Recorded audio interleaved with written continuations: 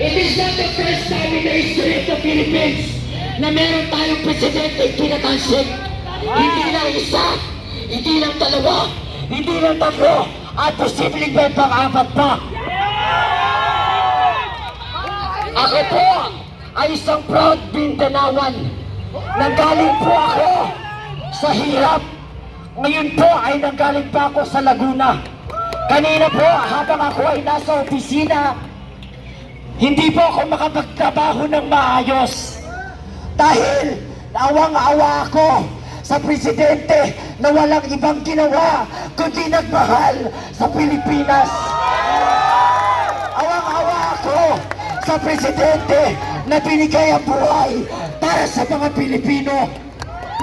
Awang-awa ako sa presidente na kayang magpakulong ng sarili niya para sa kinabukasan ng mga anak ninyo, ng mga apo ninyo, at ng kinabukasan ng bawat Pilipino.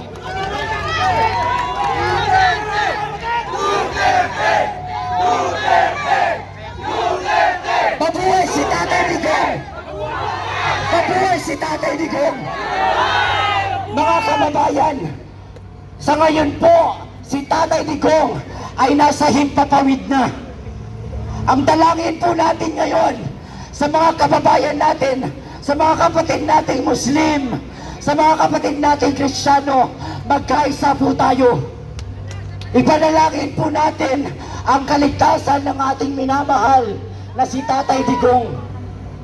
Ang kinabukasan po ng Pilipinas ay kinabukasan po ng ating mga anak. Hindi pa po tayo tapos. Hindi pa nauubos ang Duterte. Hindi lang si Tatay Digong ang nag-iisang Duterte. Nandiyan pa si Bibi Inday Sara. Nandiyan pa si Mayor Baste. Nandiyan pa si Congressman. Nandiyan pa si Congressman Paulo Duterte. Darating pa ang nag-iisang sumusunod naman na Inday Sara. Ang nagaganda si Kitty Duterte. Sobrang nakakahanga si Kitty Duterte sa ginawa niya kanina. Kung pwede lang niyang sapakin si Torre, ginawa niya na. Kung nakita ninyo sa live kanina, ang tingin ni Kitty, kung kaya lang humiwa ng mukha ni Torre, puro na sana, di sana yung mukha ni Torre ay basag-basag na. Sobrang nakakaawa po si Tatay Digong. Mga kababayan, muli po, hindi pa po tayo natatapos dito. Please, stay vigilant. Maging mapagmatsyag po tayo. And be open.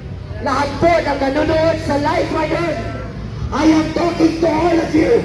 Please, help us share the live right now. Isigaw po natin sa buong mundo. Wala pong karapatan ang ICC dito sa Pilipinas. Matagal na po tayo nag-withdraw sa ICC. Meron po tayong justice system na umiiral dito sa Pilipinas. Why do we need other country, other jurisdiction, other people, other nationality to take care of our judicial system? We have a fucking judicial system here, and it is working very well. Kaya mga kababayan ko, maubos man ang boses natin dito, alam ko may kahihinatnan ang ginagawa natin ngayon. Si Tatay Digong, nung panahon na wala na tayong pag-asa, nananahimik siya sa Davao. Nananahimik siya na nagsisilbi sa kanyang mga kababayan sa Davao. Anong ginawa natin? Ginulo natin ang buhay niya at hinimok natin siyang tumakbo bilang presidente. At ngayon pinagbigyan niya tayo. Ginawa niya ang lahat para maiangat ang buhay ng mga Pilipino. Ngayon ba na siya naman yung naghihirap? Ngayon ba natin siya tatalikuran? Ngayon ba natin siya aabrasan? Hindi tayo Pilipino for nothing. We are Filipino because alam natin na kaya natin ipaglaban ang ating karapatan. Ang sabi po sa kanta natin sa ating watawat kanina, ang mamatay ng dahil sa'yo. Kung kayo ay nandito ngayon at totoo nagmamahal kayo kay Tatay Digong, handa ba kayo magpakatatay para sa bayan na to? Handa ba kayo ipaglaban ang bayan na to? Yes! Isikap po natin ang pangalan ni Tatay Digong, Duterte! Duterte! Duterte! Duterte! Duterte! Maraming salamat po. Ako po ay isang ordinaryong Pilipino lamang at nagpapahatid lamang po ako ng aking hinaing.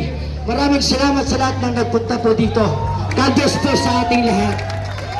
Salamat brother sa inyong mga tulong. Next time, sir. Ikaw naman, sir. Assalamualaikum warahmatullahi wabarakatuh. Ako po ay tagapagsalita ng Muslim Alliance for BP Sara. Kami po yung unang nagkaraban para ipakita ang suporta kay BP Sara. Ngayon po gusto namin ipaalam sa inyo na nakikisa kami sa dami ng mga Pilipino na nasaktan ngayong gabi dahil sa pagkahuli ng ating presidente, mahal na presidente. Kaya po, magkaisa tayong lalo. Kami po ay hindi tatalikod. Inshallah subhanahu wa ta'ala, nakikisa po kami sa laban ng Duterte family at sa laban ng mga Pilipino. Assalamualaikum warahmatullahi wabarakatuh. Walang sunod dyan? Para walang alisan na to. Next, wala na? Alisan? Wala.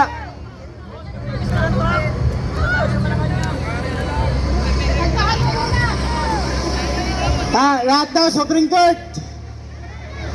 Ngayon na daw.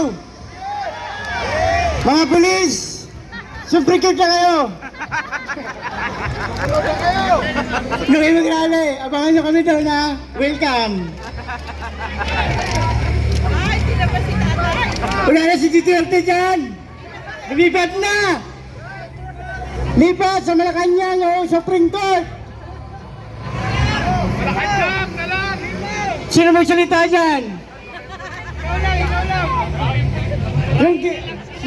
Wala niya si Torre? Si Torre, hinanap ko. Nag-text sa akin eh. Punta siya dito.